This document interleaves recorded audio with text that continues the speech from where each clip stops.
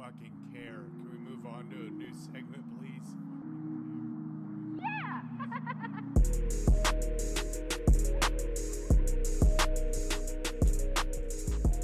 Welcome to Just Two Fans, a sports show about sports, Obviously. about life, Because sports are life. and about just whatever the hell we feel like talking about. So, let's go.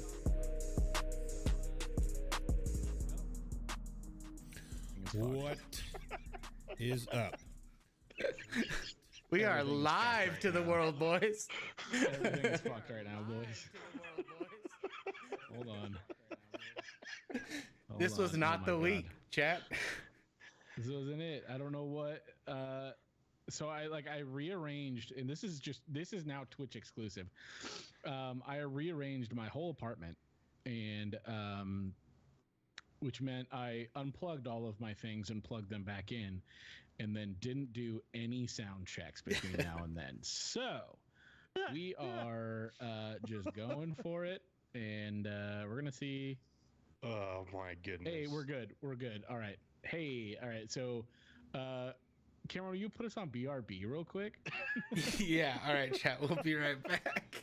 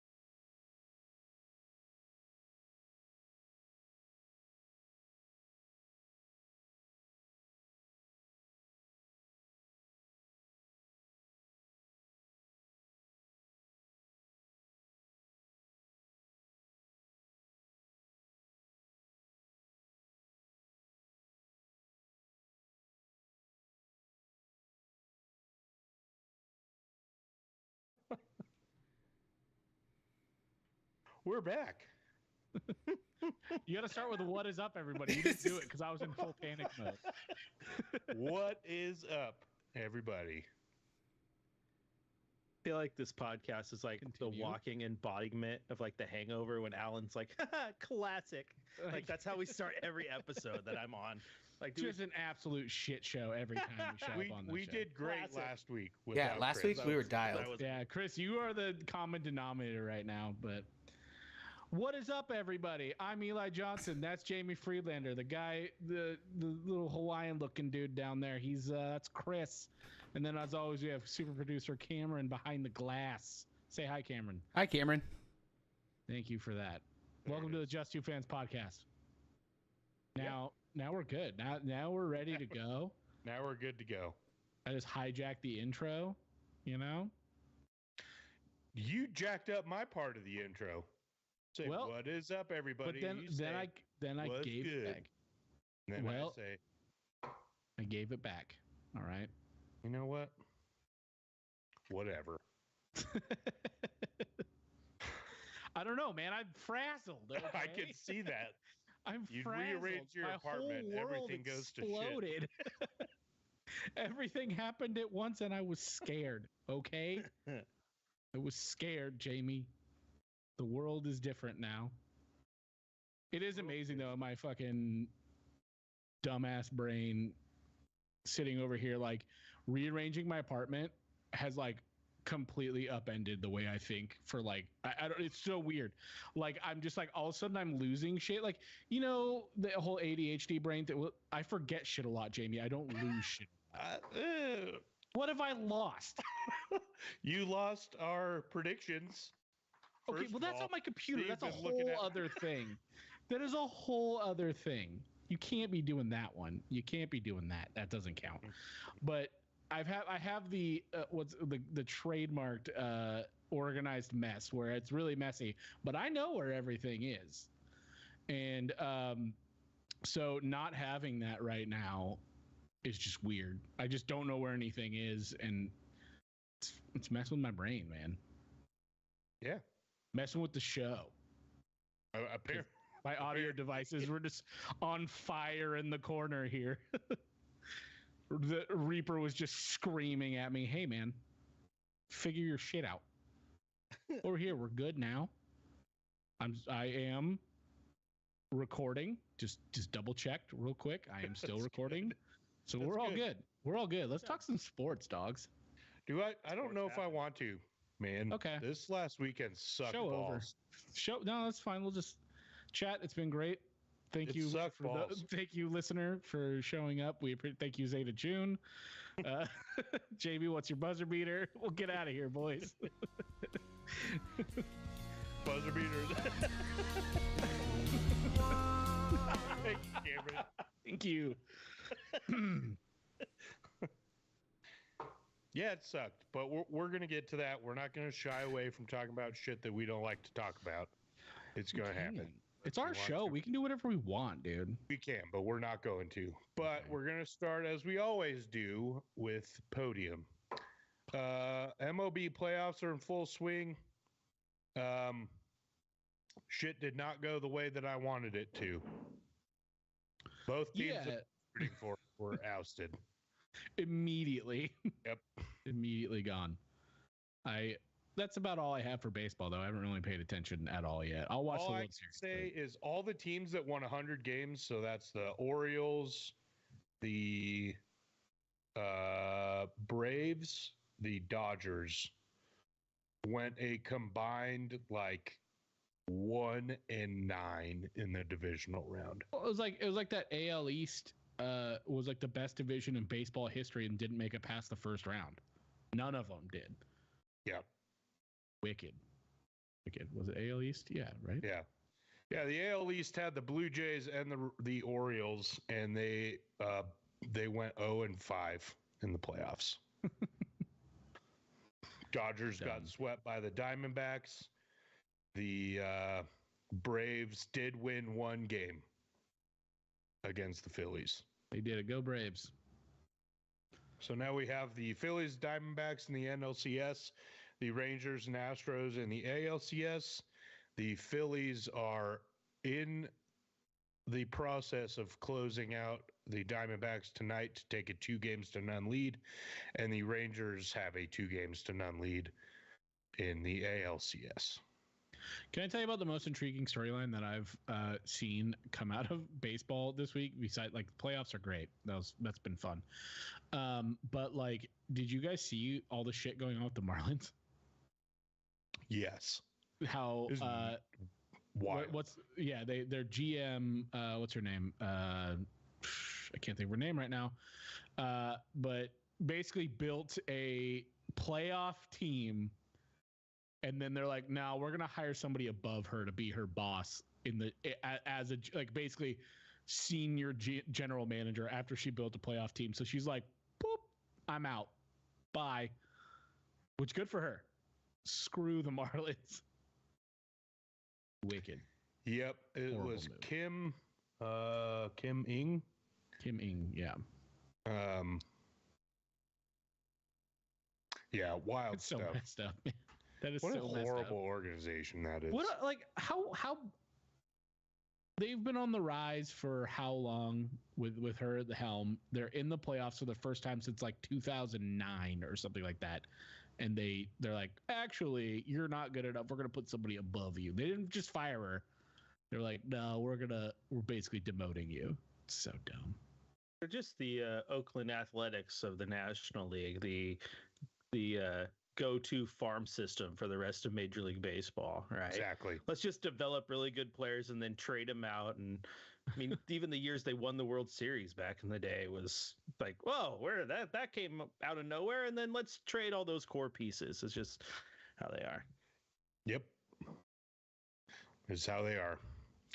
Are the Rangers going to close out the Astros? They won the first 2 games in Houston. So are we going to see the Rangers make it to the World Series? I hope so. I hope so too. It'd be vindicating for the Mariners. And then if they do that, are they going to make it? I'm assuming everybody thinks the Phillies are going to make it to the World Series at this point. And if they do, will Philly, the city of Philadelphia, lose 4 championship appearances in a row? That's the real question. Not with the way Bryce Harper's hitting that baseball. I agree with you. I think the Phillies have it this year, regardless of who comes out of the AL. The Phillies look unstoppable right now. I thought I saw like a stat throughout like the regular season that Bryce Harper, when he hits a home run, the Phillies have like a 900 win percentage. If he hits a home run during the game, they win the game. It's crazy. In the postseason, and at the beginning of the postseason, when he hit a home run, they won every single game that he hit a home run in. I mean, they've only lost 1. They are currently 6-1 in the postseason, about to be 7-1. It's not bad, I guess. Not bad. I mean, I'm gonna pick the Rangers because that way the stretch for the Mariners doesn't feel as bad. I mean, the Rangers are 7-0 in the postseason. Yeah, They haven't lost. I'm going Rangers because it's vindicating. And it would be fun. Fan. It would be fun for Philly fans to lose again. Yeah, but it's like Philly or like Texas, right? Like, do we really want Texas to win something? No. Oh, I don't really want either of them to win. World Series I is am canceled. starting to like Bryce Harper a lot, though. I have to say.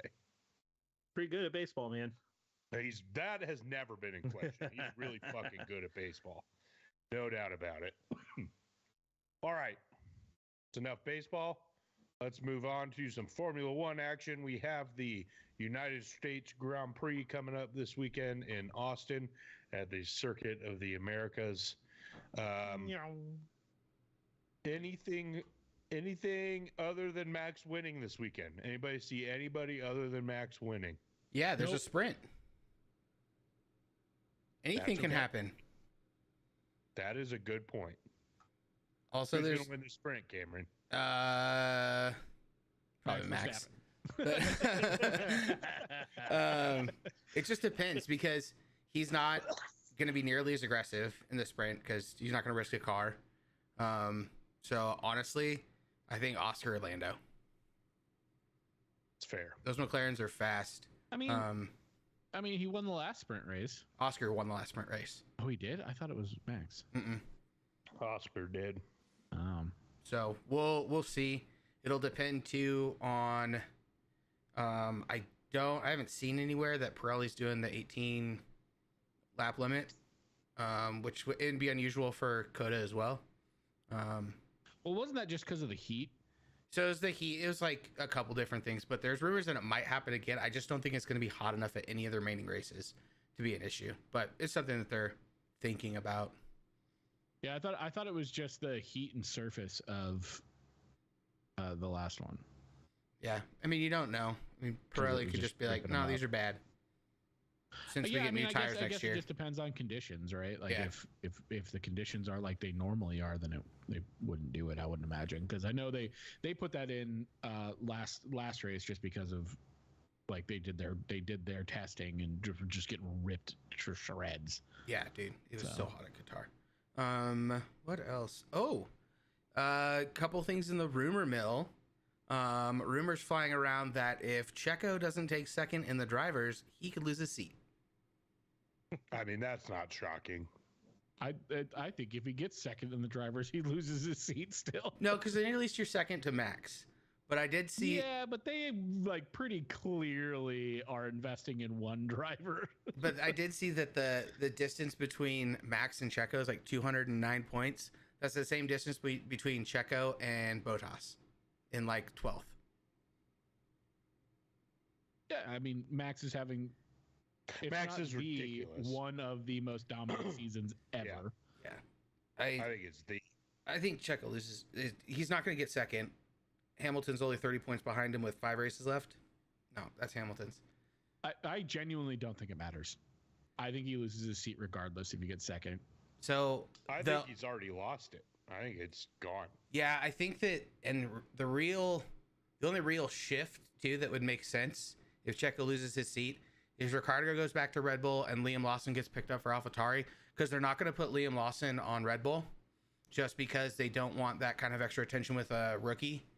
on the banner team, so they'll put him down there at the development team and just run him through there because Liam Lawson's going to be the future of Red Bull.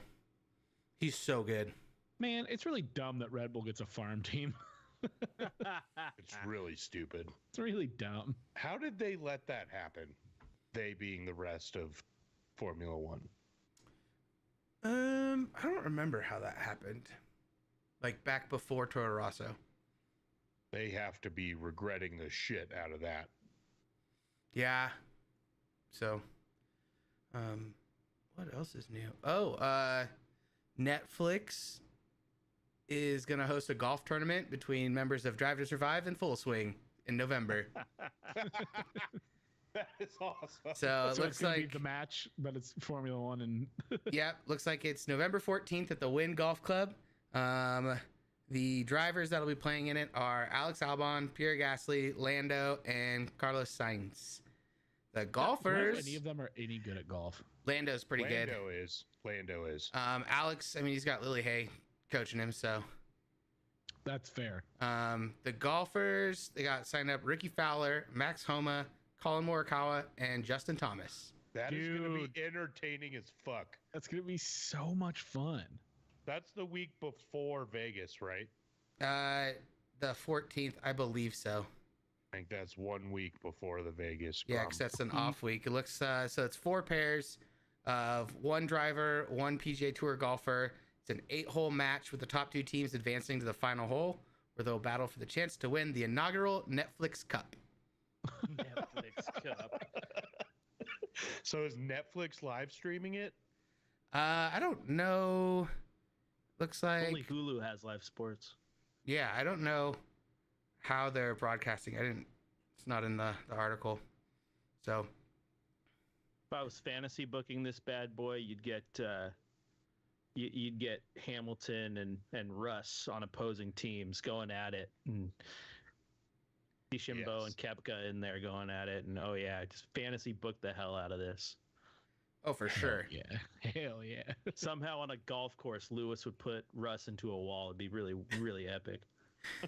Yeah, they'd be coming Other way around around. the third turn on the 6th hole, and Lewis would just push him right off the cart path into a pit. Formula One drivers have to drive the carts, right? Yeah, Oh, there you go. There you go. absolutely. Are you kidding me? That's going to be a whole 10-minute segment that they show.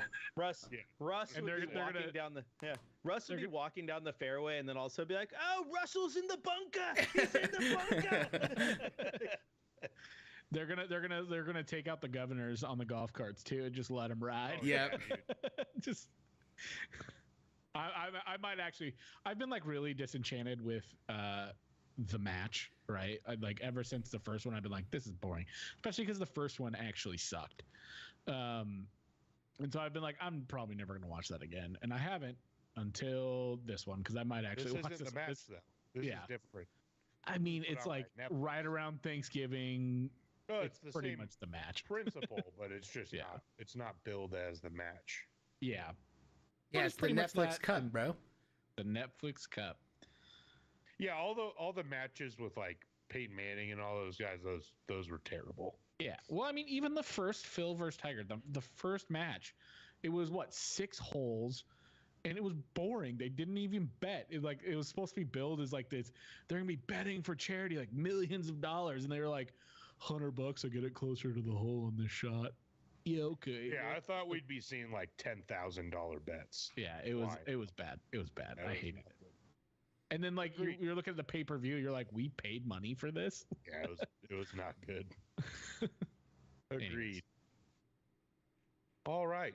Avs and Kraken are playing. That's third thing on our thing. Tied 1-1.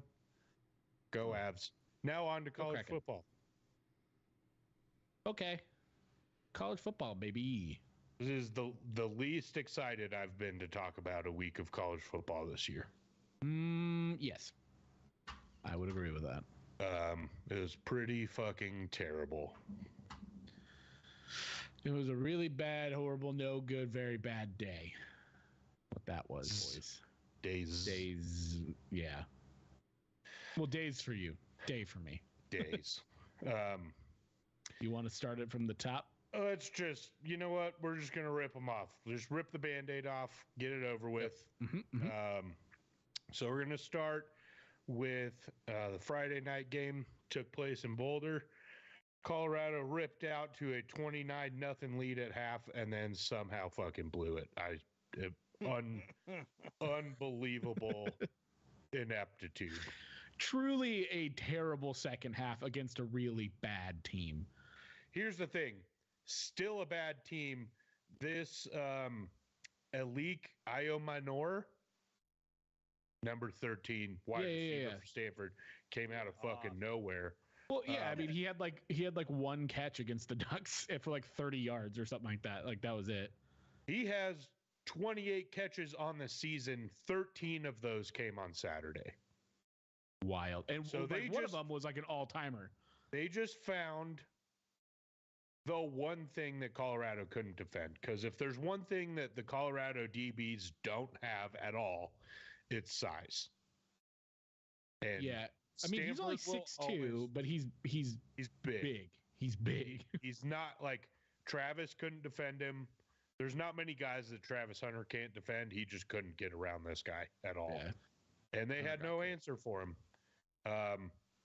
Really some inept coaching decisions in the second half, just on all fronts. For some reason, Deion Sanders will not take the one coaching. There's one coaching decision ever. There's one coaching decision, maybe in all of football at any level, that is a slam dunk, no questions asked. You don't even need to make a decision. And that is, you're playing defense if you win the coin toss in overtime. Twice now he's done that. I told Cameron, we were sitting in the stands watching this shit show unravel. And I looked at him as Shedeur went out to take the coin toss. And I said, if they take the ball on offense after winning the coin toss, I am leaving. Did you They leave? took the ball and I left. Yep, we watched him walk around the upper, like the middle ring behind the walls. And I could just see his little hood just like bouncing above it. I just watched him go all the way down to the end by where the buffs come out and then go right down the stairs. At least you didn't have to watch it then. I left. There's no argument against it. And the people we were with, somebody tried to argue with me about it. There's no argument. Zero argument. There's no benefit to going on offense first. Not a single fucking one.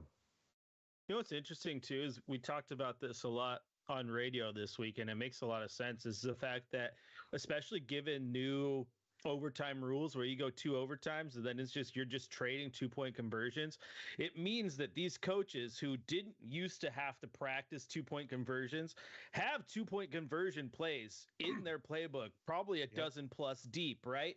So if you're Stanford, this is another one that's weird, analytics, whatever, but like if you're Stanford and you see Colorado go on offense first and then you get your chance and you score, I don't understand why more teams aren't going for 2 right off the bat. Oh, dude, okay. The same thing for me, Cameron. What did I text you during the Colorado State game when Jay Norvell opted to go for 1 after being, went in overtime? He opted to go for 1 after Colorado could not stop that quarterback in the underneath route. I said Jay Norvell is a bad word. I basically called him a bitch, right? I called it in the stands too. I said they're going to go for 2 and win it because we're dumb enough to fucking take the ball on offense. If a late game on the road in an environment like that, I'm taking that too. I'm winning the game or losing the game right there 100% of the time. I think it's the way to go. It doesn't make sense to me that people don't do that. It's the way to go. You go for the tie so that you can go to another overtime, possibly get tied again, and then go to an overtime where you're going to be forced to go for 2-point conversions anyway. Especially if you are the underdog and you are the road team, then you are go for 2. Okay, well then it's like what's easier, 1 2-yard play or having to go 25 yards again, especially against a quarterback like Shedeur Sanders. What's easier to do? 1-2 yard play. 1-2 yard play. To me, it's a no-brainer. I've found out that this week, though, especially this week, being an Oregon fan amongst a bunch of Husky fans, is that I have the gunslinger mentality in coaching, and that I am so far gone in my want to be aggressive. Anyways, Eli's a We'll riverboat get into gambler. that. We'll get into that. I am apparently I am a riverboat gambler, dude. People have not agreed with me at all. See, Even here's the people thing. who are happy. Anyways, we'll get back to that. We'll get to Oregon, Washington plenty.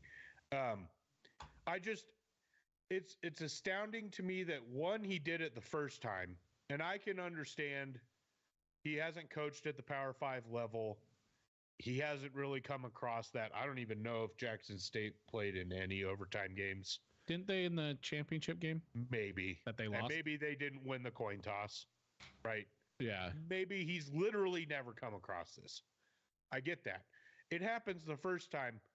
Sean Lewis, Sean Lewis, yeah, but that was 30 years ago, right? He was in Still. college. I can forgive it once. I can basically forgive any coaching mistake once. We talked about this last week. The first time Mario Cristobal totally blew a game by running the ball instead of taking a knee. Okay, I can forgive it one time. After that, you're fired. I'm not going to fire Dion because I'm going to have to take the good with the bad, apparently, with him as head coach. But there's no reason to do what he did. Not a single one. At least in your argument about the 2-point conversion, there's an argument on the other side. You can disagree with the argument.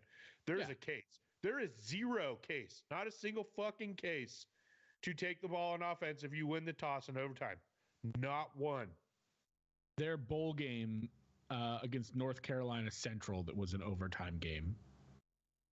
Right, but did they win the toss? That I No mean, idea. so like, right. So like, I don't know. Again, I forgave it after Colorado State. I was like, whatever, they won. I'll let it go. To do it again, it's bad. And he doesn't seem to care. That's the hardest part. Is he's going to keep doing this if they get the ball, if they win the toss in overtime. I just looked it up. They played defense first in the championship game. And they lost. So maybe he's traumatized. Or not in the championship game, in the bowl game. Here's the other problem. Thank Like, I kind of get where he's coming from. The strength of Colorado's team is their offense. He's just not looking at the strategical aspect of this at all. Yeah. I mean, that's what it boils down to. Purely the really shitty part is you go on offense the first time. Since Colorado won the toss, Stanford gets to pick in the second overtime what they get to do. So what's Stanford going to do? They're going to go on defense again. They're going to be smart. It's like, what is happening? Anyway. So I have a question. I have a question for you guys, you and Cameron specifically. And this may be like, this is total, like not a total aside, but it's been a storyline following Colorado. Is twice now, once during the Oregon game and once during this last Stanford game, you've had Colorado players doing really extra things during a game, right? One of them was Travis Hunter during the Oregon blowout. Third quarter was streaming NBA 2K, not watching his team play, which I was like, whatever. Who cares? Yeah, I don't really care about that one. That was during halftime, but yes. I saw that it was during third quarter. It probably regardless, bled it's a into the blowout third game. quarter. It's not Yeah. a big deal. I'm not worried about that one. Yeah, the Shadur Sanders pushing merch at halftime on his Instagram, is that more worrying? Unacceptable. That Okay. is extremely worrisome. So I'm gonna Which play. is 100% a scheduled tweet. Yeah, but- so that's a scheduled tweet. I would bet anything on, since his NIL deals are worth scheduling your tweets or having someone do it for you. However, you get them to change your fucking schedule of your tweets. Yeah, right. So that that's doesn't just a happen bad again. thing. It's your account, dude. You need to have full control over when those go out, or at least have a sign off. What it does to me is both of these things, as like kind of this outside, like I kind of root for Colorado still, but like not nearly as much as I used to. But it says to me what it looks like, the optics of it, and I don't think this is what it is, but the optics make it look like these guys really couldn't care less. They're just trying to get their name out, right? Which has kind of been a storyline with Colorado, regardless with like the clicks versus subs, blah blah blah blah blah. But like from the outside, it makes it look like they just don't give a shit. And that's probably not the case, but that's just kind of optically, that's kind of what it looks like, and it's a little concerning. Which is interesting. Which is interesting because like this idea about clicks versus substance, which is a thing. If you're a Doug fan, like I don't like. General media and the national media wants to make it sound like it's a Dion thing, but I think it's a roster thing.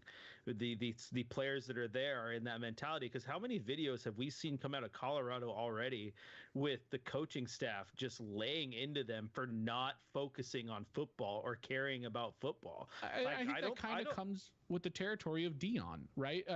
This isn't like Dion's fault. It's because like if you're you can go play for Dion, you're going to be in the headlines, right? Like you're going to be that guy. Yes.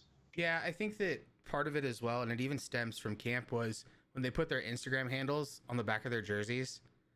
Like when you start with that, you can't. Sometimes I feel like Dion's trying to play both sides of that. Like you got to focus on the football, and then also encourages like the extracurriculars of what they can get done off the field and NIL and all that stuff. So I don't know. I feel like every team has a couple players. Just right now, the national spotlight will be on them all season. So we're seeing it over and over again, but it's the same players. So it's a little blown out. But I mean that's like why you get the whole, SNL sketch on Saturday. Yeah, like, so that's not how it was fantastic. But yeah, and like the whole Instagram on the back of the shoulder, like I'm fine, like whatever. That doesn't say anything to me. It just says Dion wants them to get their bag, which is cool, right? Like I'm all about that for players. Get your bag. Like the stuff that would be like concerning for me, kind of on the outside, with like not being like intimately aware of this team, is like this stuff like Travis Hunter just like not really watching his team play, or supposedly I don't know. All I heard was the timing was he was watching he was streaming and not watching during the third quarter, which again, it was a blowout. Like what do you really need to watch? But hey, like and then give him a pass, dude. If you're not going to travel me with the team and I can't play, I don't know if I want to watch that. Here's I'm a huge Travis Hunter fan. Don't take this as a knock on him. I fucking love Travis Hunter. He's like one of my favorite players in the NCAA. I think he's like one of the most grounded, like cool, like sure. All his responses to like everybody trying to bait him about Dan Lanning or any like the Ducks or anything like that. He was just like when Dan Lanning was like, "What have they won?" He was like, "He's right. Like, what did we win? We haven't. We got to now. We got to prove it. We've done nothing yet." And like, all this clicks versus substance stuff, he just kind of laughed it off. He's like, yeah, people are gonna say that shit. And like, I love Travis Hunter, so I don't want to like take a knock on that kid because I love the kid. But and his onesie selection is elite. Oh, elite, top tier onesie selection. Yeah, I mean, I'd say my concern level with that stuff is pretty low. It's a bad look. Yeah. Beyond that, the Travis thing, like he probably won't do it again. Like it's a learning moment for Travis. Yeah. The Shedeur thing, it's like I got to get my social media team under wraps, and he probably laid into them because I don't think it reflects on Shedeur's actual mentality at all. It's a really, I mean, it's just unfortunate that you blow a 29-point lead and that happened to be what happened in the middle there. Yeah, for sure. For sure. Like that on top of blowing a lead, like yeah. So it definitely blows that up too. Right? And it makes it 10 times worse. And Dion even said it in his post-game address to the team, like, you guys get ready for the shitstorm that's coming your way, and you deserve it because this was crap. Yeah, it was. And he is definitely not pulled any punches with that team at all. But this is what you're going to get with a team like Colorado, right? Like we talked about the roster turnover. You're going to get wins like TCU where you're going to surprise some teams and surprise some folks. And you're going to get a game like USC where you come back and you make it a game and almost win it, and then you're going to get a total shitter like this one where you just look inept in a half of football because this is it's impossible to build a perfect roster in one season. Yeah, well, I mean, it's kind of goes back to our preview stuff. Like, this offensive line is awful, and this is what's losing them games, right? Like, they lost the Stanford game 100%. because Shedeur could not, and he didn't get like sacked a bunch. Like I think he got sacked like 3 times, something like that. Like he didn't get comfortable. I mean, they were in his face all night. All night. I mean, even in the first half, but like you can only take so much, right? They had 4 sacks. And they have no run game. They have 0 run game, which is surprising. But they have great talent at running back, but well, I mean, and they didn't have a run game at Jackson either. I just don't think it's a thing for Deion. He wants to throw. I don't know that it's so much that because Sean Lewis wants to run the ball. I think they literally have no blocking. I mean, we saw it on Saturday. They tried to run. There's just no holes to run through. Like there's nothing. And so Deion said it all year. Colorado has the skill positions on the outside, and regardless of what happened on Saturday, that is still true. They're 8 big ugly dudes away from being a really solid football team. But until they get that, there's going to be some ugliness because they can't. That O-line is unreal. Yeah. Well, and it's like why I'm not surprised that I'm surprised they lost to Stanford. I am surprised by that. I'm not crazy shocked about it. Just like I'm not crazy shocked that they almost beat USC. Right, because USC has an equally bad defensive line. We called it with this team all year, and we called it at the beginning. I thought it would be easier to guess by this point, but truly the rest of their schedule, like I'm not going to predict any wins we'll talk about that as we get to our midseason grades. I'm not going to predict any wins. No win would surprise me. They've got the talent. It just depends what is first half Stanford team showing up or is second half Stanford team showing up. That's what it's going to be for Colorado. All right. Enough about the first shit show of the weekend. Let's get on to the second. It was not a shit show. I don't want to pretend like it was these are equivalent games. This was an all-time great in this rivalry. It was one of the best football games of the year. Regardless of the outcome, Oregon falls to Washington in Husky Stadium, 36-33. Lots to talk about here. The thing that we're going to focus on is Dan Lanning, because that's what Duck fans seem to be at odds about after this whole thing. And I think we're all in agreement on this podcast, but I want to gauge the temperature. So, this game really came down to 5 plays. A 3rd and goal, a 4th and goal, a 3rd and short inside the red zone, a 4th and short inside the red zone, a 4th down to go for it to ice the game, and a missed field goal at the end. So let's talk about those plays. I'm going to focus specifically on the 4th downs. Where's your guys' head at with these 4th downs? The first one, it was last play of the half. So you're inside the 5. I think you're on the 3-yard line, 4th and goal from the 3. It's a chip shot. Camden Lewis is going to make that field goal 100 times out of 100. Guaranteed 3 points. Would get you within 1 point going into halftime, and you get the ball after half. Dan Lanning decides to go for it. How do you feel about that decision? We'll start with the decision.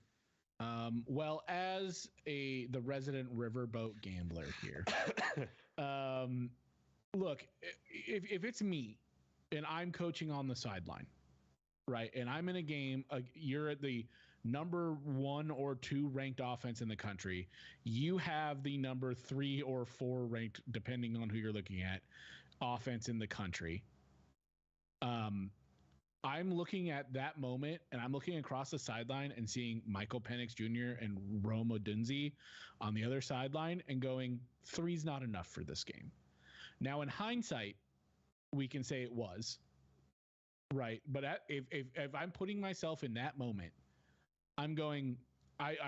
We have a great defense, but like this is such a high profile, prolific offense. Three's not enough to win this game. We said it when we were at Oregon with Chip Kelly back in the day. It was like, yeah, go ahead, kick field goals all day long. We're going to score. And I've continued that mentality of field goals don't win football games generally in a high powered shootout. So I even during the game when it was going on, I was like, yeah, I get it. I probably would have kicked that field goal. Let's be real. I probably would have, but like, I'm not faulting the guy for trying to make it instead of, 10 points, 14. That's a big deal. Right. And yeah, so I don't have to just it doesn't have to be just this one fourth down call. Cause I am for all four or all three of them or whatever. Riverboat Gambler over here. I've always been of the mindset I'd rather have a coach who's going to go out and play call to win the game rather than to not lose. And that is aggression. And yeah, sometimes it's going to bite you in the ass. It is what it is, right? This was an all-time great game against a great team. It's easy to sit and nitpick. It's really easy to sit and nitpick these calls and say they're the wrong call because they lost. Technically, it was the wrong call. But like in the moment, I'm for him. But I mean, personally, I probably would have kicked that halftime field goal just because I'm a wuss too. But I appreciate a guy dropping his nuts on the field and going, we're going to go out and win this game. Yeah. We're not going to go out and just get by. We're going to go win. So that's me. Chris, what do you think? Well, it's so easy in this situation to question Dan Lanning's play calling. Now, I am a points guy. I think the points matter, but it also depends on the situation, right? There was 6 seconds on the clock, which is more than enough time to run a play. And if the play doesn't work, call a timeout. But execution matters, right? And the team did not execute. And you need to have Bo Nix be in a situation where he understands where that clock is. He forced that ball into a window that never was there. So he's already out of the pocket. Throw the ball away real quick. There's a second left on the clock and it's incomplete pass, so clock stops. Then you can kick the field goal. Bucky Irving was having oh yeah, you're right. Excuse me. But the third down before. Let's go to the third down before that. Thank you. You're right. It was fourth down. But the third down before that. Let's go to that then. Execution still matters, right? Because the play was there, but then Bo Nix rushed out of the pocket, right? And then made a throw, ill-advised, too early, terrible throw, not right there. And now I stand corrected. So thank you for correcting me on that. It was fourth down. But my point about execution still matters because the play was not executed, right? So once you hit the fourth down, I would have gone for the points. The points matter to me, especially when you're getting the ball back. But also play design matters too, because boy, howdy, Bucky Irving was having a game, and I trust him just as much to run up the middle and get me 3 yards in that situation than anybody. So it's one of those situations that is obviously hindsight, of course, right? But for me, knowing I was going to get the ball back, I would have took the points on that first one.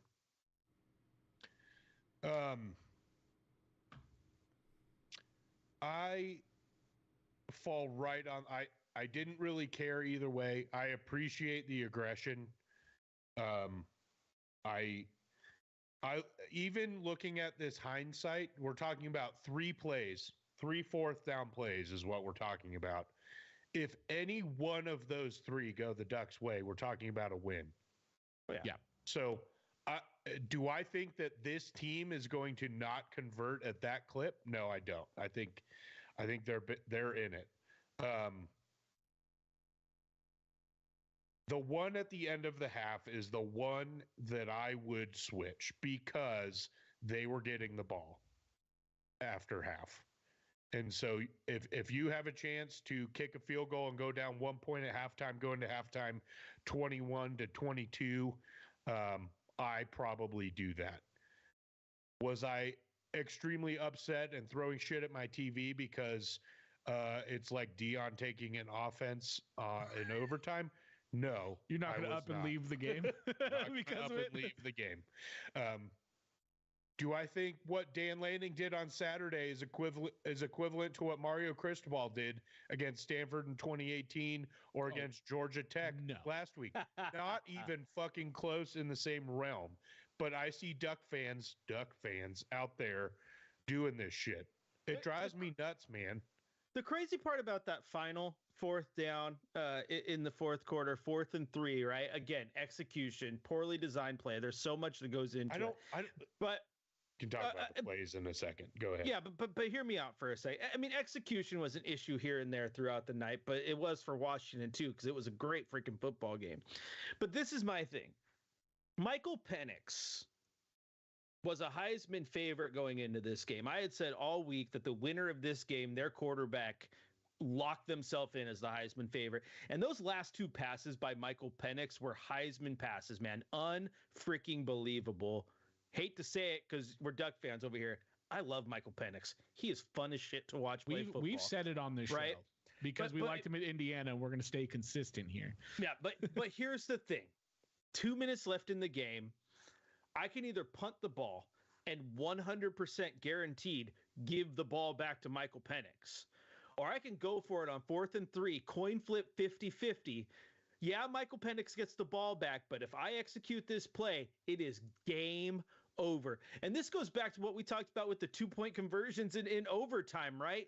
I have a chance to put the nail in the coffin, win the game. So questioning a coach who says, I'm going to make the decision and take the risk, knowing if it pays off, guaranteed victory, questioning that is weird to me. Yeah. That one I don't have a problem with.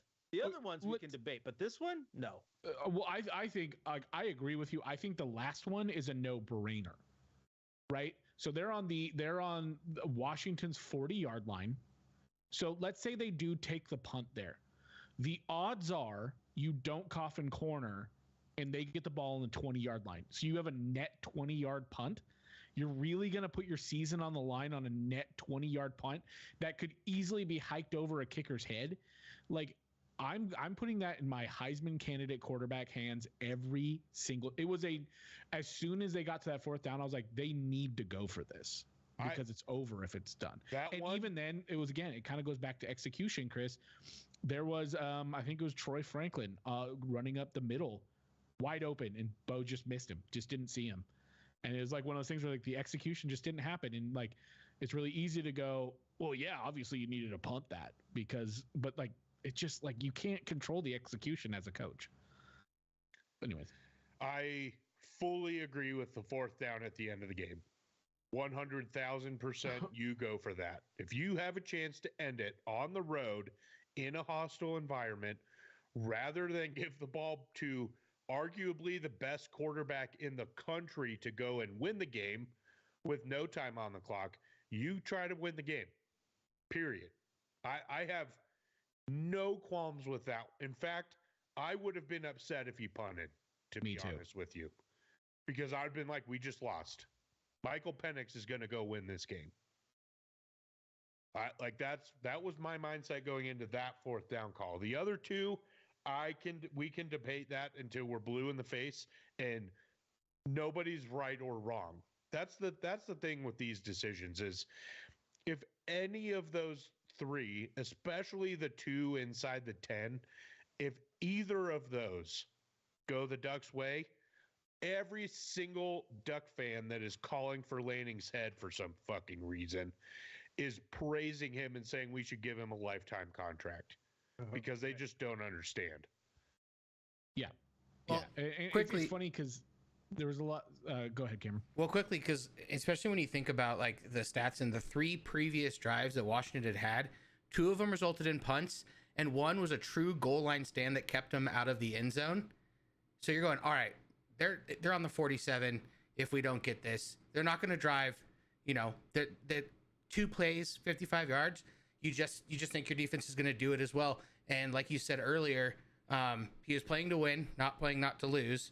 And then of the 4th downs that he went for, when you got Michael Penix on the opposite sideline, and you can push it forward 3 yards to put it away, you Yeah. do it. Yeah. And well, it's funny because I had people at my work who were at the game, and they're like, I was calling it in the stands. They needed to kick all those field goals. I was calling it in the stands. I was like, great. I mean, that is what every other coach has done. Not every other coach. That's what a lot of coaches do. The traditional way of going about that is you kick the field goal because fourth down isn't a real down, right? In traditional play calling in football, fourth down doesn't count. It's a fourth down is a get rid of the ball play.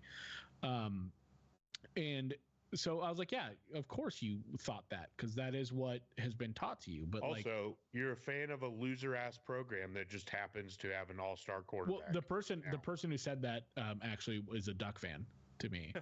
He was like, I was in the fans, or I was in I was in the stands, and I was telling my friends, this is a mistake. This is a mistake. And I was like, well, that's because that's what you're trained to do. Like you're trained to call that a mistake because fourth down in traditional play calling isn't a down. It is a turnover play. Were all these Duck fans that are saying this upset every time Chip went for it? It's like I told you, we literally called him Big Balls Chip because he went for it on fourth down. Yeah. The entire student section, dude, like everybody in the stands. What? Well, and it's like everybody praised Dan Lanning for going for it or doing that fake punt on their own 20-yard line. You praise him for that. That's aggressive play calling. It just happened to work that time. Yeah, and it comes back and bites you in the butt. But here's the thing: that's how he coaches, right? He's aggressive when he's up by 3 touchdowns. He's aggressive when he's down by 3 points. Like he just coaches aggressively. Now, in real time, I wasn't upset with going for it on any of the fourth downs. I understand why he did it. Just because I would have kicked the field goal doesn't mean I don't understand why the hell he did that. He's playing a rival. He's playing a team that he knows he needs to get as many points on the board as possible. And that's what he's trying to do. And regardless, he didn't score a touchdown, so he didn't come away with points twice in the red zone. And they were still in a position to ice the game had they completed that one final fourth down. So, yeah, I am, and his explanation in his press conference, first of all, not backing down, right? He's not backing down from the decisions. He's saying, I own it. This one's on me, but I am going to play to win. I'm going to play call to win, and I'm going to believe in my players to get the job done.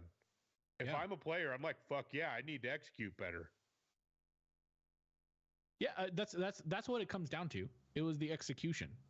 And we can talk a little bit about the play calling because the play calls were lackluster. I want to get to that. On those the play calls sucked. The play calls were awful. When you have fucking Bo Nix at quarterback, who had been great, he played great on Saturday.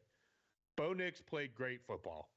Yeah, 33 of 44, 337 yards, 2 touchdowns, no picks. That's a great day. Why? On fourth down, are you giving Bo Nix, the most experienced quarterback in college, 1 read plays? A rollout 1 read play. I don't get it. Why are we rolling him out? Bo Nix is a great pocket quarterback, and if the pocket collapses, he is great at getting it done himself. Why are we rolling him out and giving him 1 option? That's not even a Bo Nix thing. I hate the rollout plays. I do too. In general, I never have. They're so stupid. You run a play that actively, the longer the play develops, the smaller your window gets. Like it's just like, oh my gosh, I don't like those plays at all. As soon as I saw him roll out, I was like, "What are you doing?" No. The problem is, but the other problem is, all 3 of them, the play was there. He just missed it. It was just a miss. And again, he hits one of those 3. We're having an entirely different conversation right now. Yep. So like, take it with a grain of salt. Like, it really sucks because you lose a rivalry game. Dan Lanning is now 0-3 against rivals in his 3 games as the Oregon head coach. Not a good start, but Washington's a really good football team, and they have arguably the best quarterback in the country. Yeah, and you're going to be favored in every single game the rest of the year. You can still run the table and likely meet up with this team again in the Pac-12 championship game. And if you beat them, with one loss, and your one loss being to what would then be a one-loss Washington, you're still very much in the college football playoff conversation. A You're one in. loss champion. I think a one loss Pac-12 champion is in. Yeah, the only Guaranteed. debate is the Florida State and Oklahoma's, who have a pretty easy route the rest of the way, but Florida State's schedule's I think cupcake. since it's weirdly been like widely considered that the Pac-12 is the best conference this year in football. I think that perception might change. I think they get in still. We'll see. No, I'm with you. I said Especially, this out loud especially yesterday. since their one loss, push they back. will have avenged. Yeah. That's the big part to me. I'll tell you what, I'm half tempted to buy tickets to that game just in case, because oh my God, Washington, Oregon, Pac-12 title game, the only thing that would make that better is if Oregon State, in theory, could run the table except just lose to Washington, right? They'd have one loss going into the Civil War. Winner of the Civil War goes to the Pac-12 title game. Oh my gosh, hook it to my veins. Right. So kind of going on this rivalry stuff. There's we talked about this last week, right? The CF Budge stuff. Yes. The Washington, who's the bigger rival? Washington or okay, never mind. I won't talk about it again then. We did. We talked about it last week. Yeah, I mean, it's a real tough one to swallow if you're a Duck fan, right? Because the Ducks, I fully believe, and all the analysts out there are like, the better team won this game. I'm like, I really don't think so. This game's in Autzen Stadium. Oregon wins that football game. Yeah, I think they showed that both teams are fairly equal, right? I think Oregon's the more complete team, but Washington has the edge, like just kind of an overall offense. Maybe it's weird, like I don't think so. because a 3-point win at home generally means the teams were even. I think Oregon's a better team. Here's the I thing: think Washington was executing on a higher Oregon level that game. Oregon had 3 plays. Any one of those 3 plays go the other way, it's a win. Washington happened to get those plays to go their way. Yeah, I I fully agree. I think this game's I think in Autzen. neutral site. Oregon I think wins. neutral site Oregon wins this game. Yeah, so you think Oregon's a better team? Yeah. I think I mean. Yeah. Oregon's this is what we said at the beginning. Oregon's the more complete team. Washington has a more potent offense. I mean, But that more than showed up any on other Saturday. sport, home field advantage matters. In college football, for sure. Yep. yeah. Where is this here? Insane game, though. That's Insane. every- Yeah, I mean the thing is, like we're I talking hope about we it. get a rematch. I hope we get a rematch. I like I calling want a it a remix rematch so bad. because the remix means it's different, which means Oregon. I want the wins. remix. So we want Yeah. the remix. We want the remix to ignition of Oregon Washington. Are we going to gloss over that 4th and 1 play by Washington with a minute left in the first half? That ball 100% hit the turf, but Oh yeah.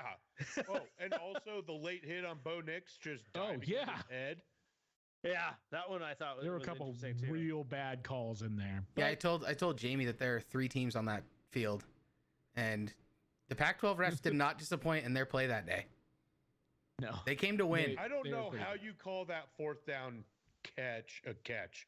It was The 100% whole fucking- aided by hitting the The field. entire ball was on the ground. The whole ball. Bro, Oh, I don't dumb. care. I will take this game 10 more Saturdays in a row. That was one of the 100%. greatest football games ever. Yeah. Even So in good. loss, I loved that football It game. was man. so good. Here's the thing. I told everybody this, especially in my current position and being a member of the media, having to repress my fanhood for so many years. I said this was the first time in a long time that my heart raced during a game, that I was jumping off the couch and excited. At one point, my daughter's in this room where I'm sitting playing Minecraft, and I just hear her yell, "Go, what's wrong? What's happening?" And Mom just goes, "Don't worry, the Ducks just got an interception, and Dad's excited." Like, it's just, I loved it. I was getting a tattoo, so I had it on my phone. I was like, this was like the first time in a long time against like a rivalry game where my heart didn't flutter, because I was like, if I move, that ruins this ink on my body forever. Bro, that would have made for a great story. You're like, see this line where Yeah. it went out by like an inch? That was Only when if they Bo Nix won, scored though. that touchdown in the second quarter. But what happened is it was that 4th down play, and I literally told my tattoo artist, I was like, "You gotta stop." He's like, "What?" He like backs up. He's like, "What?" And I was like, this is to ice the game. I'm going to have a reaction either way." And he goes, "Okay." And he like stopped and we like watched the final play together. Like, That's funny. yeah, but so it was a great game though. It was a Just great game. Fortunate way to end. Yep. Especially with Camden Lewis has been so good all year, All career. all career. He's probably the best kicker in Oregon history, and what a time to have a miss, man. That just so unfortunate. He's so good. Man, it was dead nuts middle too. They were I right in know. the smack dab middle of the field. He doesn't miss those. College kickers, man. Totally College kickers. unrelated but related. A couple weeks ago, over there on Rip City Radio 620, available on the iHeartRadio music app. What you're listening to this on right now, maybe. Maybe, you never know. My boy Preston and I were out at West Lynn calling West Lynn versus Tualatin on the radio because I do play-by-play and color commentary. So West Lynn's kicker, Gage Hirsch, is committed to Oregon. Dude was piping 60-yarders in warm-ups. They trotted him out for a 56-yarder in the game, which he missed short, but because wind was blowing in like crazy. So it was like it was working against him. But and he missed this 56-yarder into the wind by maybe 4 or 5 feet. Like he had the leg behind it. And even though he missed it, I looked at Preston watching the game. I'm like, a high school kicker being trotted out to attempt a 56-yard field goal. Holy shit. And this kid is committed to Oregon. So watch out. Hell Oregon yeah, has dude. a really freaking good kicker coming in to Eugene. Awesome. I mean, That's what I like to hear. I've never seen a high school kicker piping 60-yarders in warm-ups ever. Yeah, and I that's mean wild. piped them. So, yeah. Totally slightly related. Slightly related. What you're assuring us is that we don't have Maldonado again. You do not, because this kid's good. Did I ever tell you Alejandro Maldonado?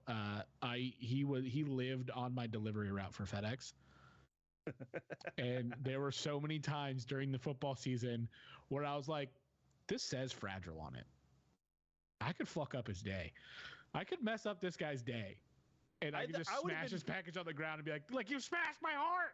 No, you got to do it. You got to do it like honorably, but be civil about it. So like put a note on it, like here's his porch, but you put it off to the left, and you're like, sorry, tried to get it to the porch, but I was Wind wide caught it. left. Yeah, wide left. Wind Put it to the Oh my right the next time. Meant to put it on the porch, but wind caught it. Box went wide right. Like that's what you got to do. I should have done that. I was too angry all the time. I just wanted to break everything with him. I hope Can he's we doing not well. I hope that. Yeah, I hope he's fine. Man, that team, Man, that 2012 team would have won the national championship. All right, Hey, look what you did. Thanks. we're gonna move on. He who shall not be named will stay off of this podcast. Right after the Oregon-Washington game, we had USC Notre Dame, and we called this one. yep. Easy call, dude. USC doesn't like. Oh, are we at the point where we can call Lincoln Riley a fraud? We Not on can the definitely offensive side of call the ball. Alex Grinch a fraud.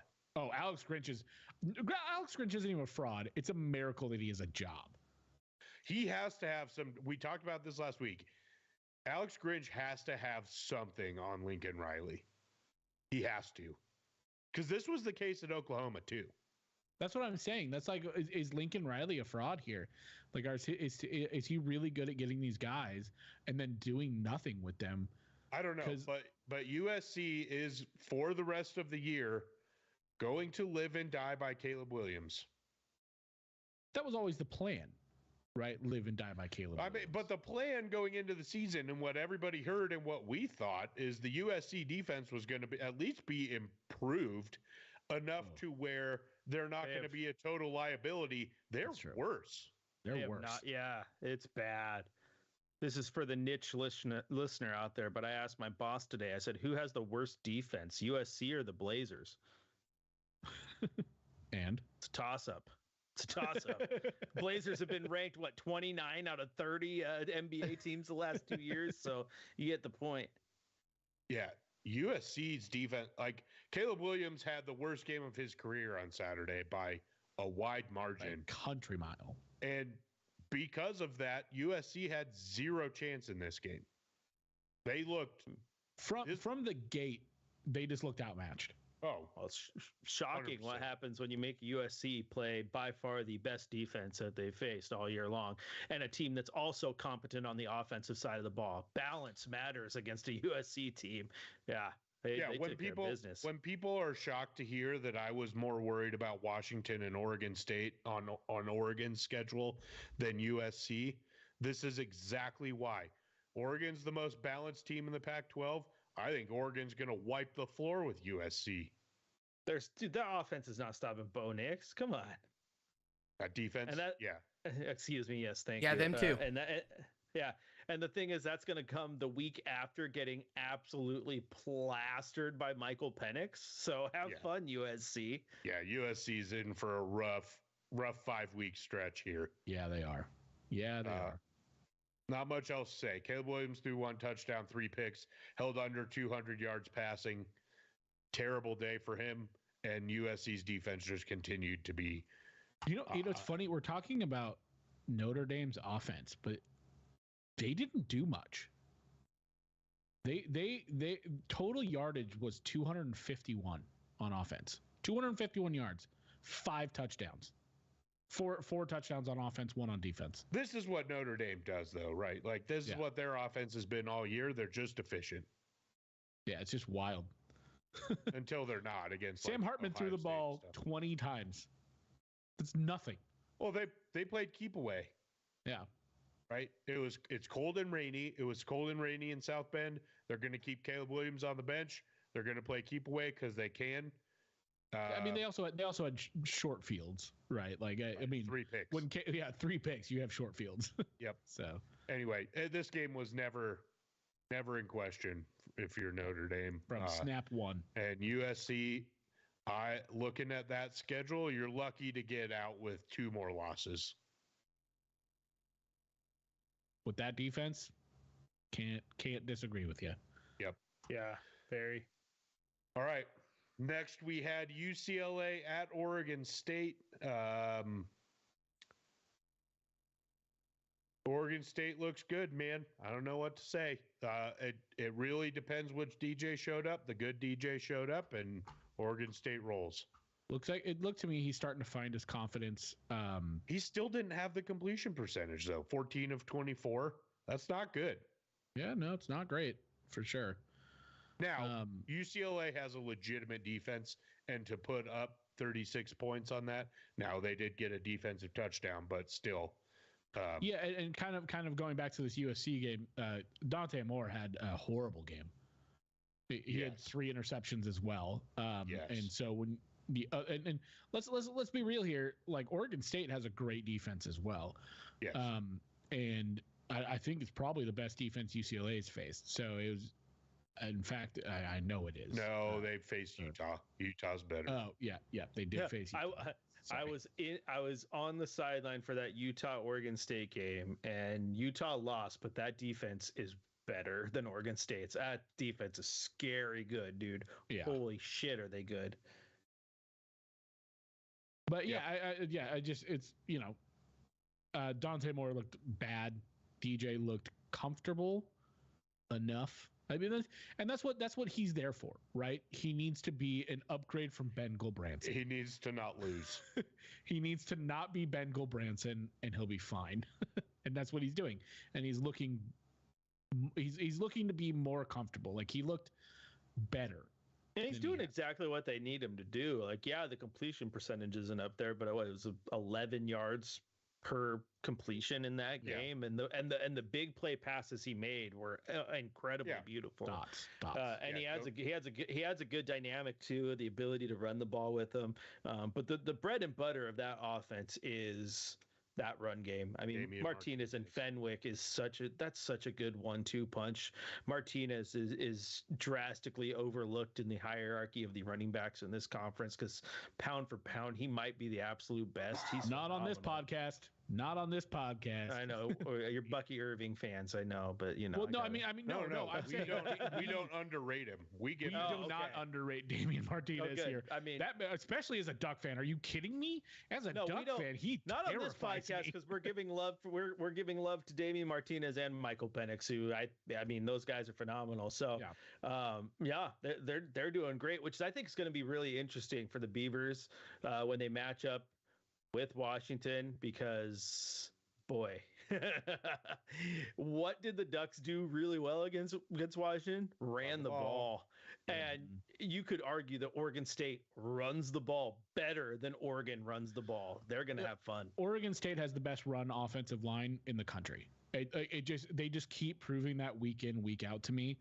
Like they're like unbelievable. I watch them. I'm like, this is a work of art.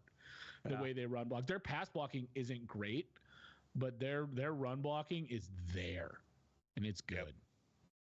Yeah, they know their identity. Oregon State knows what they are, and they do it really well. That's the bottom line in this one. Cal at Utah. This was another one that really wasn't a contest. Cal jumped out to a 7-0 lead in the first, and after that, it was all Utes all day. Yeah, I don't really have much. I didn't take much from that game, so. What I took from that game is Utah can run the ball, much like Oregon State, and Bryson Barnes is their quarterback until they get Cam Rising back, and he is serviceable. Utah is very similar to Oregon State, and if Bryson Barnes is the quarterback of Utah in that Oregon State game, I think Utah probably wins because that Utah defense Chris alluded to is nasty, dirty, gross, nasty if you're an opposing team. They were better than Oregon State's defense all game. They were just on the field more because it was 3 and out after 3 and out against them. Yeah. Like I said, if Bryson Barnes is quarterback, even though he's not Cam Rising, he's better than Nate Johnson. So the Utes are just sneaking through there, just like they do every fucking year. Just watch out for them the rest of the season because that defense that's the best defense in the conference again in Utah. Yeah. Arizona at Washington State. Holy shit. What is going on down in Arizona? They found their quarterback. Noah Fafita is the truth, man. 34 of 43, 342 yards, average 8 yards per completion. No touchdowns, though. No touchdowns, but they just got the job done. Like those Jamie, receivers apparently just don't get in the end zone. You saw it best. I was having an existential crisis during our rankings. I wanted to put Arizona at 25. I really wanted to put them at 25. I didn't this week because they are a 3-loss team, but this team is poised to make some waves with a good quarterback in Noah Fafita. Just watching him play, he is fun to watch. He's better than Jaden Delora. Jaden Delora healthy isn't coming back and getting this job back. Nope, this kid Jaden Delora is done. Absolutely on fire. This Fafita kid, and he's fun to watch. He's got a great motion. He can sling it. It's this Arizona team has some confidence, and they're good. That offense is good, and apparently their defense is good too. I didn't see that one coming. That's what surprised me about this game, is their defense holding them a good Washington State team to what they did. It was one of those games where I was like, I'm not surprised that Arizona won. No, right. I'm surprised that they blew them out like that. Held Washington State to no points after the first quarter. That's insanity. No, Washington State Tough had to 6 do points it. in the first. Oh, after the first yeah. quarter. Yeah, wild. That's tough to do with a Cam Ward led team. Cam Ward's a good quarterback too. So yeah, Cam Ward's Arizona's clicking, man. Like Nakia Watson is great out there too. But they just don't run the ball. Like they just don't run the ball. Nakia Watson had 5 carries for 0 yards. I was looking at his receiving. Oh, sorry. He had 88 yards. They had 35 yards on the ground. Yikes. Yeah, no, but that's not that surprising. It's Washington State. Not, but yikes. All right, Yeah, that was the Pac-12. We did it. We did it. Elsewhere in the country, Georgia just continues to skate by with their easy schedule, but they gave up 20 points to. This is not the Georgia team of last year. I'm going to keep saying it till I'm blue in the face. The Georgia team last year plays Vandy. Vandy probably gets negative 10 points. I'm kind of right there with you. I watched this game and I was not impressed with what I saw, especially with Brock Bowers out for the season or for at least 4 games. Their entire offense is gone. I am not high on this Georgia team anymore. Like I wasn't crazy high on them to begin with, but I was like, obviously it all works out. It's kind of the same with Michigan. It's like I'm not high on Michigan right now, but it's all going to work out, right? They're going to get their games in. And it still can with Georgia. I'm just not impressed with what I've seen so far with the product on the field. Nope, it's not good. And I think with the product on the field, if they play any other schedule in the country, pretty much they are a 1-loss team right now. At minimum. Maybe not Michigan's schedule, but if they played Washington, I'd take Washington in that game. I'd take Oregon in that game right now.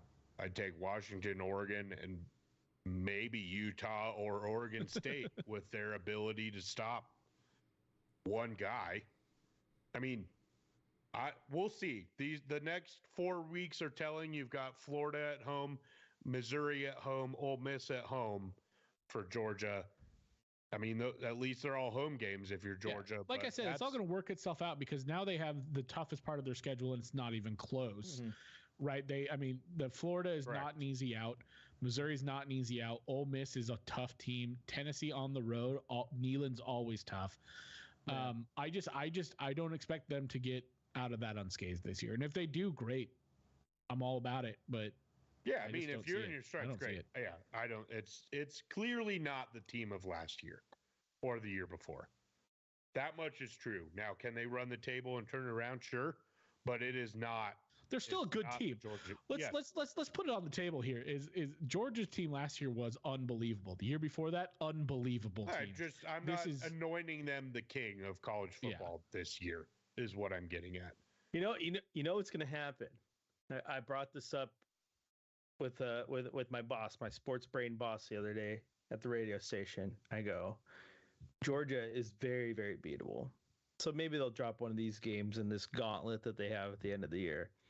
But Alabama the rest of the way has Tennessee, Kentucky. Oh, the classic Chattanooga game on November 18th. And then they end with Auburn. Nick Saban is going to fucking sneak into the college football playoff because Alabama's not going to drop another game. Georgia's beatable. They're going to go probably beat Georgia in the championship game again. And SEC champion Alabama is going to sneak into the college football playoff. We're going to have to root for LSU, I think, this week. As much as that will kill my soul next week. That's 2 weeks. That's 2 weeks. That's 2 weeks. That'll kill my soul. That would be the one. That would be the one. But still, like Alabama's going to find a way to sneak in, which would just be the most Nick Saban thing ever. It would. Absolutely. Like, hey, look at me. I have the worst Alabama team that I've had in over a decade, and I'm still going to the CFP. Can you not manifest that? Yeah, please. Chris? Please don't let that happen. Saying that? Please, for the love. We need to hope Alabama's a 2-loss SEC champion. That's what we need to happen. That'd be nice. And then the SEC is left out of the last 4-team college football playoff. That'd be pretty fun. That is entirely plausible. Like I'd say that's more possible this year than it's been in years past. How great would it be? This I don't know if it could even happen at this point, but how great would it be if the playoff was Ohio State, Michigan, Washington, Oregon? All Big Ten matchup, baby. That would be nuts. No, think about this for a second though, because again, I was talking about this with football buddies the other day. Like, we always complain about the SEC, right? So you get a Georgia-Alabama regular season game, and then you get a Georgia-Alabama championship game, and then you get a Georgia-Alabama national championship game. And we're not invested, so we're like, this is stupid. Who wants to see this game for the third time? Then I started thinking about kind of what Eli just said. I'm like, what if? Because if I got Oregon-Washington in the Pac-12 championship game, Oregon wins that game, and they get in, and a one-loss Washington gets in, and you could tell me I could get a Washington-Oregon national championship game? Hook it to my veins. Hook it to my veins. So I understand why SEC fan loves the fact that they get a three-peat in a year. Because, yeah, now that it could be kind of realistic, it's still very, very low probability. I'm like, yeah, give it to me. I don't know if I would survive that game. I think I would actually die. That would be it. Right? That's what my heart would give out. Especially if we're talking about a 4th and 3 to ice it from the 50 with under 2 minutes left. I would probably throw up and then just die. We'd in have my to do vomit. a live podcast just to watch me us all die on, just so that it's recorded right there and it lives on in the annals of history. And even though we're all dead, every single news outlet's talking about the 3 podcasters plus their producer behind the mirror who all died on a podcast watching Washington versus Oregon. Just synchronized heart attacks. How did Chris Burkhardt die? You can hear about it tomorrow on Rip City Radio 620, available on the iHeartRadio Music app. Michigan and Ohio State cruise against the Indiana schools. No surprise there. Ohio State with their first big test since the Notre Dame game coming up this week at home against Penn State. Must watch. Big noon kickoff kicks off college football day on Saturday. This is the game so far in the Big Ten. Obviously, Ohio State, Michigan State's going to be the game of the year, but this one really sets the tone. Can Penn State overcome their top 10 opponent woes? That's what this one's going to boil down to. I mean, I don't think so, personally. I really like what Ohio State's putting together right now. They're my number 1 ranked team. Especially like defensively. Yeah, I mean, like, this is offensively, it's the same old Ohio State, right? They're going to be explosive. They're going to be great. But defensively is where they've taken a real leap forward this year, and that's why I've had them at number 1 for a couple weeks now. Is like they look complete. For the first time, like, there's, like, I look at it, I'm like, there's not a weakness here right now. And they have a good win. So they've been tested. They've been in the fire. So yep. Michigan continues to roll against Indiana. No surprise there. They don't have a test until November 11th at Penn State. And I will continue to rank them low until then. Here's the thing: Michigan has yet to give up more than 10 points, and they're just going into all these games, getting the job done the way that they need to. They're doing what they need to do, and like I said, it all works itself out. It all works itself out. What else is notable here? Alabama struggled with Arkansas. Arkansas had a chance in Bryant-Denny this last weekend at the end of that game, and they just couldn't quite pull it off. Yeah, Alabama's not the same Alabama, but like Chris said, they're probably still going to sneak into the championship. Going to back their way in. Miami loses their second game in a row to North Carolina. This North Carolina team is interesting. They're 6-0 in the ACC. Also really haven't played anyone. Miami's pretty good, but they have an inept coach, so I don't know if that counts. And the ACC just sucks. Like the the top 3 teams are okay, and then after that, it's garbage. So we're going to end up with a 1-loss ACC champ or a 0-loss ACC champ, and then what happens? Because they're going to get whoever comes out of the ACC is getting wrecked in the playoff. This is where Eli talked about it, because I said if Oregon and Washington match up in the championship game for the Pac-12, winner is in, right? And my boss again, Chad Doing, said I'm crazy. Do you think they're in over an undefeated ACC champ? Absolutely. I think Florida State's overrated as shit. I do not like them at all.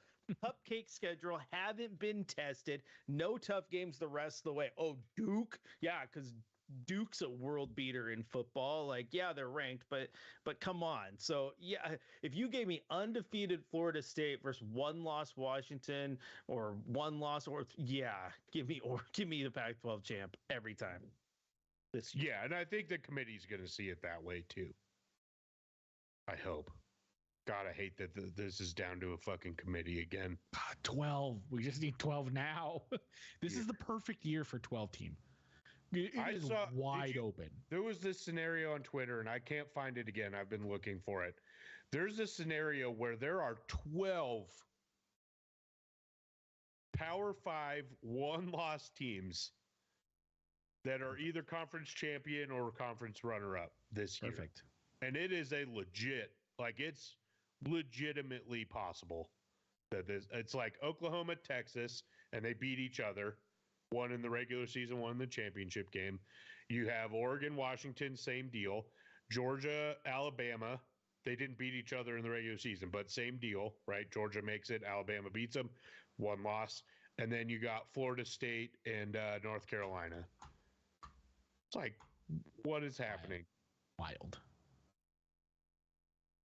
And then the committee gets to pick 4 out of that. Because that's dumb, dude. Great. It's dumb. It's always been bad. We were excited to get the playoff, but we knew it wasn't going to be enough next year.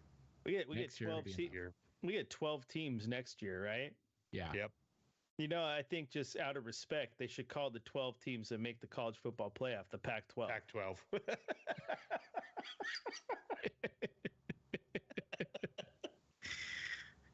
but spell it P-A-C-K. There you The pack of 12. 12-pack. Good stuff. All right, let's get on to our rankings. Some shakeups this week, obviously, with the big games that took place. So we have Michigan 1, Ohio State 2, Washington 3, Florida State 4, Georgia 5. Next line, we've got Oklahoma, Penn State, Texas, Oregon, and North Carolina in the top 10. We have Alabama, Oregon State, Ole Miss, Utah, Duke, rounding out the 15. Notre Dame, Tennessee, USC, LSU, Air Force is the top 20. And then the last 5, we've got Louisville, Tulane, Iowa, UCLA, and James Madison jumping into the top 25. Respect to you, Jamie, for being on that boat with me. I'm right there with you. Their schedule. I was looking at it and I was like, it's kind of cupcake. And I looked at it, and Eli and I talked about this a little bit. I was like, it's not quite as bad. It's not as bad. Looks, It's and not they as are bad as it 6-0. looks. Yeah. So, but I literally was having existential crisis of putting Arizona in. Eli was struggling. I was because I was just like, 25. I was sitting there. I was like, yeah, like I could put Clemson in there. I could put they have like a, they're fine, but like I was like, I think Arizona beats them with Fafita, man. Like, here's the hardest thing with rankings, right? Because it's not just who's the best team. Yeah. You have to deserve it, right? Yeah. So like USC, for example, I think LSU, Tulane, Louisville, Iowa, maybe even probably not Iowa. I think at least 3 of the teams behind them can beat them, and maybe some unranked teams, if we're being honest. But they are 5-1. They have won those close games, so they deserve to be there. Even though I think there are teams that are better than them behind them. Well, let me tell you, if Arizona had only lost 2 games, they're in there. For Well, me, we both they're- just talked about it. We said Georgia, we would pick Oregon to beat Georgia this year. I Yeah. can't put Oregon ahead of Georgia. They have a loss. No, I know, and I held them out, but I really wanted to put Arizona in. Really did. You did. You were having a crisis moment. Crisis. But They may get there. but- cooler heads prevailed in this situation. Cooler heads prevail. All right. Let's get on to the Pac 12 slate for this week. We have a 5-game slate beginning. This is all late games this week except for one. It's beginning Saturday with the Cougs, Washington State coming to Eugene. Are the Ducks going to bounce back strong on Saturday? Oh, if I'm Washington State, I'm looking at this game going, shit. Oh, God damn it. Oh, God damn it. Not only did we just get wiped at home, we're playing a pissed off Oregon team. Pissed off Oregon team. My best bets were terrible last week. Oregon -20 is my best bet this week because they're going to be mad and wanting to prove something. I'm not going to say it's my best bet, but I think Oregon comes out and curb stomps them. I think Lanning came out in his press conference yesterday and said that their geotags in their pads in practice yesterday showed they were running 5% faster than they had all season. Jesus. So the team's pissed off and motivated. Oregon wins this one big. Chris? Yeah. I just want to know which team are we getting? Oregon's this should be comfortable, but like, is Dan Lanning gonna punt on 4th down to prove a point, or is he gonna be like 4th and 10 on his own 10-yard line? If Fuck it, we're going for it. If I'm Dan Lanning, there's no such thing as kickers anymore. The kickers don't even suit up. They don't even suit up, boys. Just the biggest middle finger ever. And they're going to convert every single one to be like 100 to 10. Next, we have an interesting matchup on Fox at 6 o'clock Mountain Time, 5 o'clock Pacific. We've got Utah at USC. I like Utah in this game. I do too. Utah's very similar to Notre Dame. I think Notre Dame has a slightly better offense than Utah does, but Utah defense. The other side of that coin is if we're talking about a pissed off Oregon team, I think you're going to be seeing a pissed off Caleb Williams on Saturday.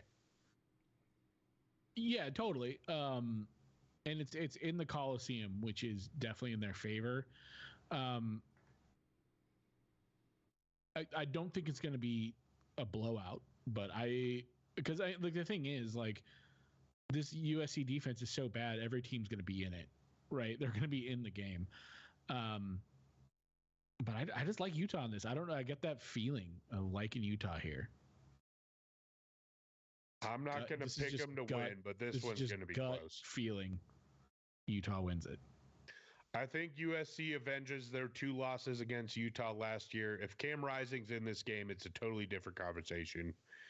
I'm picking USC, but I'm not confident.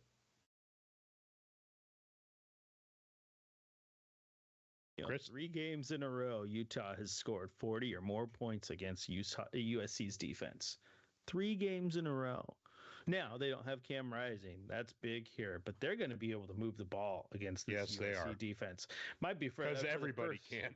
Yes, for the first time all year, even though they had a good win last week, they're going to be like, wow, that ball, it's flying. And if you think, Notre Dame's defense was able to force some issues for USC. Utah's defense is better. Utah's defense is one of the most legit things I've seen in person. It's nasty good the way they swarm. I'm with Eli. Close one, but I'm taking Utah. I like it. I hope so. I want USC to end the season with 4 or 5 losses. Be great. Let's look at their schedule real fast. Let's leave Lincoln Riley on the tarmac. Utah this week, then at Cal. That's kind of a layup. then at home against Washington and at Oregon and at home against UCLA to end the season. They could lose those 3. With Cal's offense, you never know, man. With against it, this I cannot understate how bad this USC defense is. It's really the worst bad. in the Pac-12, It's and really it's not bad. even close. And that's a conference that has Colorado in it. I would take Colorado's defense over USC. I would too. Not even I would too. question it.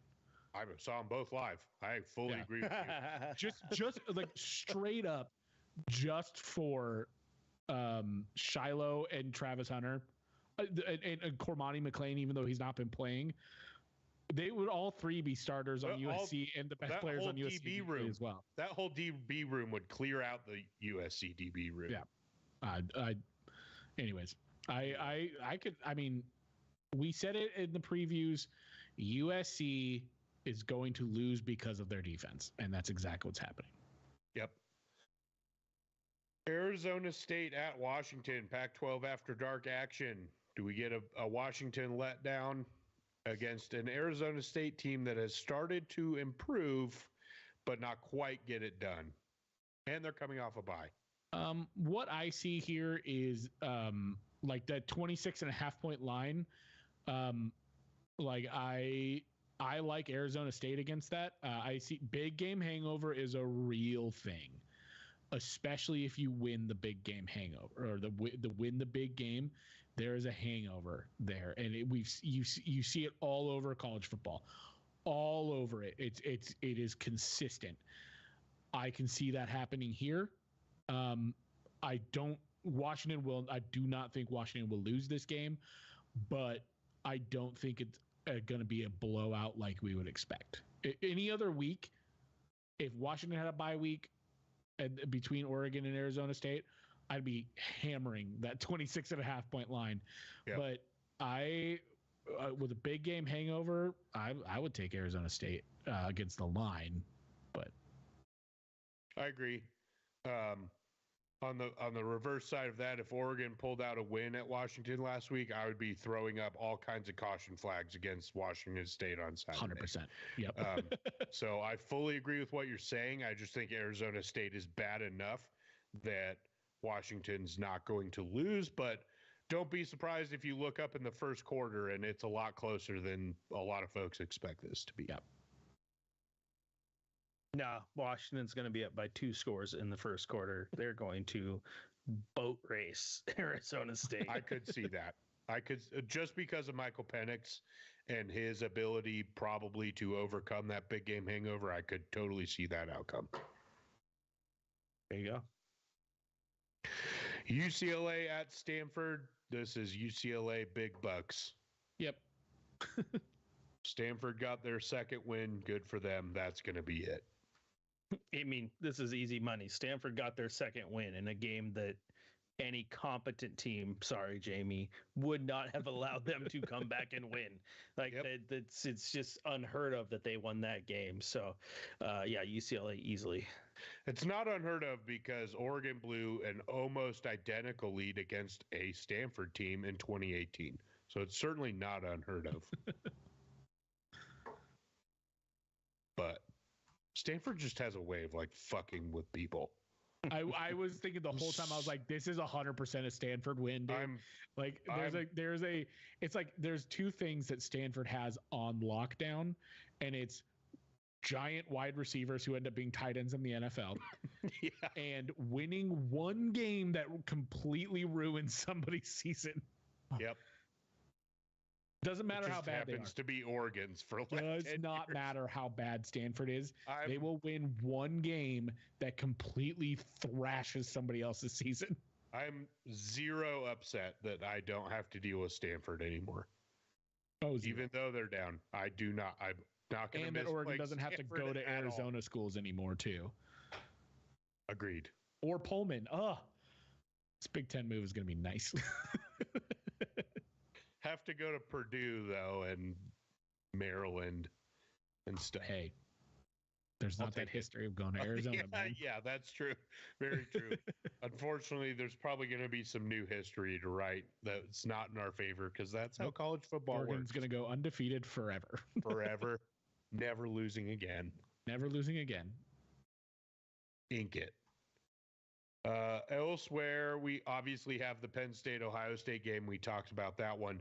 Tennessee at Alabama. Obviously, the game of the year in the SEC last year when Tennessee upset Alabama. Are we going to see it again? Look, Alabama -9 is the line.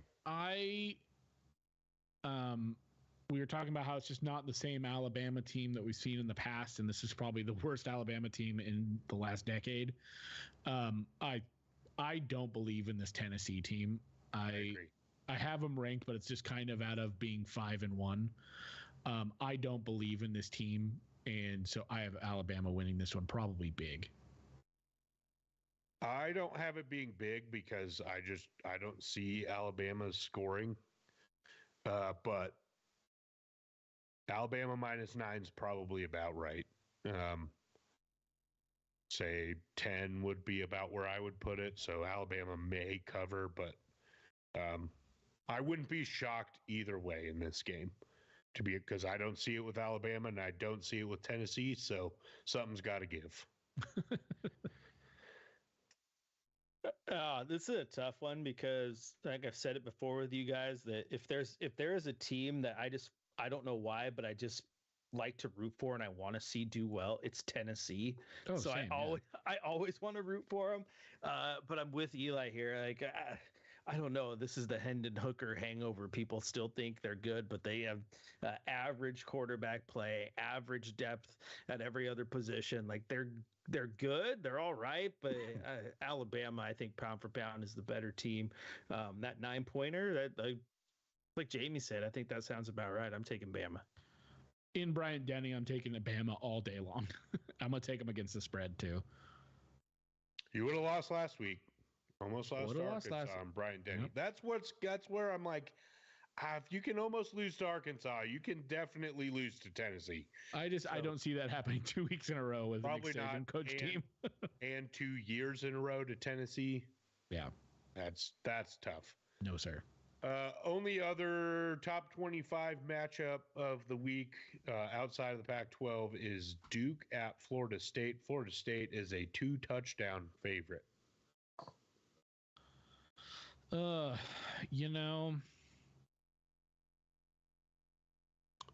don't like that line, but I like Florida State in this game. Yep, same. That's kind of where I'm at. I think Duke's a pretty good team. But kind of where Chris is going with the Alabama stuff, pound for pound, I think Florida State's a better team. They're at home. I'm giving it to them. I don't like a 14-point line there, though. Yeah, I don't like the 14-point line, but I like Florida State to win this. Yeah, I don't like all of us being in lockstep, but that's where we're at. Florida State wins. Florida State doesn't cover.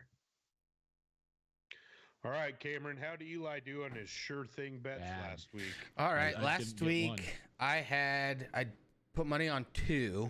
One, you said Louisville -7.5, so I faded you and took Pitt +7.5, and Pitt did the damn thing. So well, that was Jamie's best bet, right? The Louisville one. I'm not sure whose it was. I put on 2 of them, and that was one of them. The other one Mine I went was also a loss. It was Kansas. Yeah, I forgot that one, so I didn't put on that one. And the third was, let's see if it'll refresh. Was Tennessee -3.5. And I went with you guys on that one. And so And you won. And I won. So double up. As far as this week, Eli gave me one best bet of Oregon -20. And I like that one, so I'm not fighting you on that one. You can't fade me on that one. Huh? Honest, you haven't given me another best bet. So right now it would probably be the Duke Florida State game. And I'm going to take Florida State because I have them at 13.5. So I'm going to take them to cover. Unless you've got an actual best bet. Here's my best bet. Okay. Of this week outside of the Oregon game. The Oregon game is kind of a fun best bet for me. My actual best bet this week in my opinion, is Memphis minus 5.5 against UAB. I think Memphis covers that. All right, so okay. So okay, you just want me to lose money.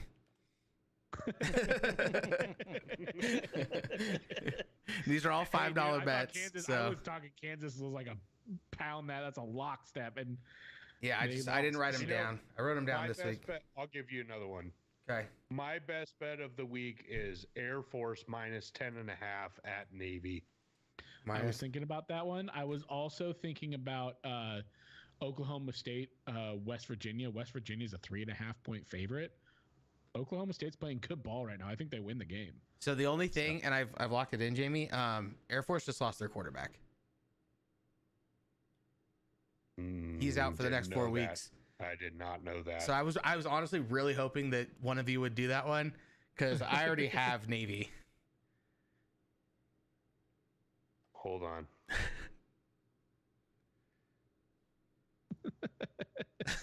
I wasn't gonna bring it up unless someone said it was the best bet.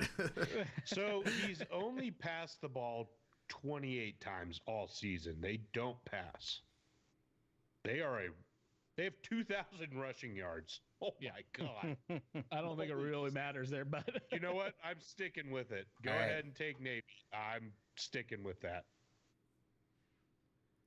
All right, those are our best bets then. I'll fade that. There was another one that I saw.